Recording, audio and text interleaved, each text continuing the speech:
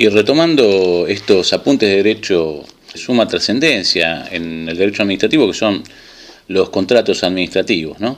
En primer término vamos a decir que el Código Civil y Comercial de la Nación define a los contratos en el artículo 957 como aquel acto jurídico mediante el cual dos o más partes manifiestan su consentimiento para crear, regular, modificar, transferir o extinguir relaciones jurídicas patrimoniales.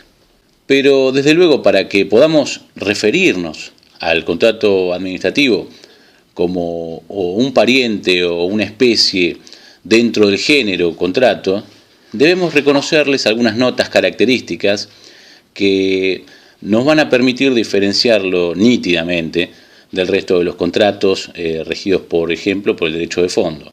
La jurisprudencia de la Corte Suprema, a lo largo de los años y a través de sus fallos, ha individualizado esas notas características que permiten hoy elaborar un concepto específico del contrato administrativo.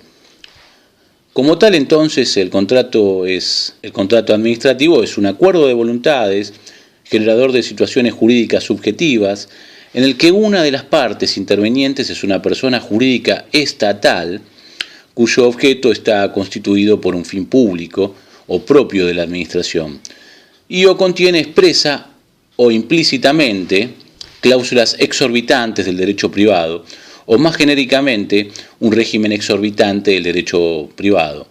Al respecto diremos que somos de la idea que las cláusulas exorbitantes del derecho privado deben estar explícitamente, ¿no?, en los nexos contractuales y en las normas que rigen la materia.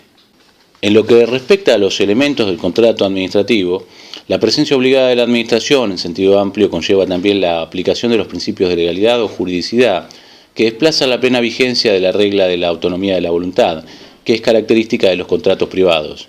Así, por un lado, se somete la celebración de los contratos a las formalidades establecidas para cada caso, y por otro, el objeto del acuerdo también debe ajustarse a contenidos impuestos normativamente, ¿no?, por cada régimen en particular, que la administración debe cumplir y frente a los cuales el particular contratista solo puede adherir sin posibilidad de negociar el contenido del contrato. Por otro lado, las partes no están en verdadero pie de igualdad, como sucede al menos desde el punto de vista jurídico en los contratos privados, sino que la administración tiene una posición de supraordinación al reconocérsele ciertas prerrogativas de ejercicio unilateral que obviamente el contratista no tiene. Esta posición privilegiada se justifica porque en definitiva la administración contrata con el fin de satisfacer el interés general, mientras que el particular lo hace por su propio interés exclusivamente individual. En razón de lo que venimos diciendo, vamos a destacar tres elementos entonces fundamentales de todo contrato administrativo. Por un lado, la presencia del Estado; por otro lado, el fin público que debe orientar en forma directa o indirecta al objeto del contrato administrativo; y fundamentalmente, merced a la presencia de cláusulas exorbitantes, ¿no? La presencia de cláusulas propias y distintivas de los contratos públicos son, entre otras, por ejemplo, la posibilidad de interpretar unilateralmente a favor del Estado, siendo este quien decide cómo interpretar el contrato y hacer valer su criterio por sobre otro, ¿no? La modificación unilateral del contrato por parte del propio Estado, ius variandi; la dirección del contrato por parte del Estado en el trámite de la ejecución contractual; también así la aplicación de sanciones, ¿no?, multas y sanciones por parte del Estado sobre el contratista debido a diversos incumplimientos; y también incluso la revocación unilateral por razones de interés público y sin intervención judicial, ¿no? Debemos entender también al contrato administrativo como una especie de acto administrativo, con particularidades específicas que lo van a distinguir, ¿no?, concretamente como un acto administrativo bilateral, ¿no?, que esta fue la categoría sostenida por Marienhof y reconocida por la Corte en el caso Metalmecánica. El carácter bilateral de los contratos, que necesitan al menos dos voluntades para nacer, permite diferenciarlos conceptualmente de los actos administrativos propiamente dichos, que son unilaterales en su formación, pues para existir únicamente requieren la voluntad de la administración que los emite. Pero esta distinción no impide que a los contratos administrativos se les aplique en forma directa el régimen jurídico propio de los actos administrativos. en todo aquello que no esté regulado por las normas específicas que los rigen, ¿no? Que los contemplan. Y así lo establecen expresamente la Ley Nacional de Procedimientos Administrativos y también el Decreto 1510 del 97 de Procedimientos Administrativos de la Ciudad, ¿no? En ambos casos en el último párrafo de sus respectivos artículos 7.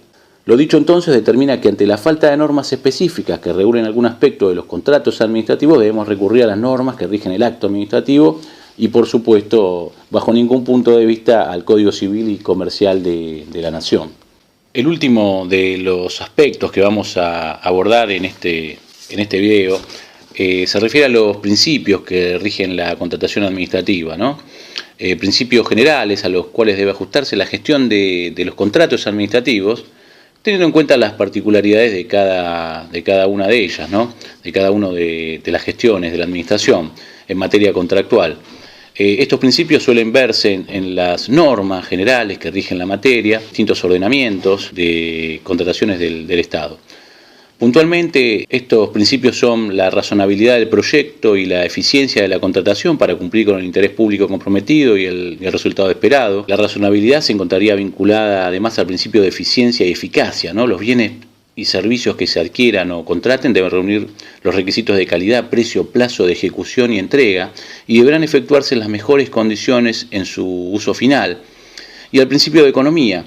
En toda compra o contratación se aplican los criterios de simplicidad, austeridad, concentración y ahorro en el uso de los recursos públicos. En las etapas de los procesos de selección y en los acuerdos y resoluciones recaídos sobre ellos, debiéndose evitar en las bases y en los contratos, en los pliegos, exigencias y formalidades costosas e innecesarias.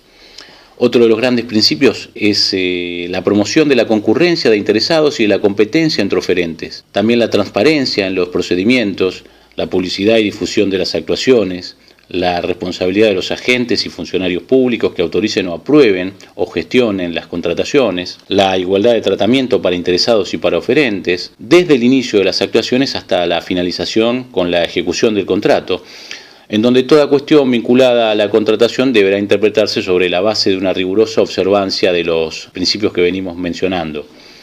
A estos principios consagrados por las normas generales en materia de contrataciones en los distintos ordenamientos podemos agregar el principio de legalidad. Todo el proceso de contratación y posterior ejecución de los contratos que el sector público celebre con terceros debe estar positivamente sometido al ordenamiento jurídico en su totalidad.